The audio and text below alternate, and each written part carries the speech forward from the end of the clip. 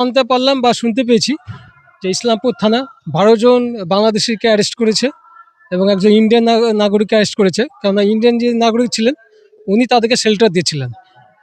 এই ১২ জন বাংলাদেশি তাদের কর্মসূত্রে তারা একজন পেশায় লেবার আর কি, দিনমজুর বা রাজমিস্ত্রি।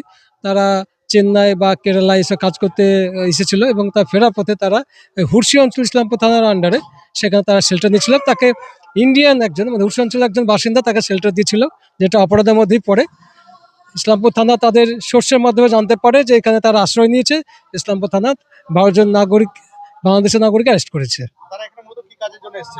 আমরা খবর পেলাম যে তারা এখানে তারা কর্মসূত্রে এখানে তারা লেবারের কাজ বা রাজমিস্ত্রির কাজ করতে এসেছিল। তারা ফেরার পথে ওখানে তারা শেল্টার নিচ্ছিল। আমার নাম মুকলেশ আহমেদ।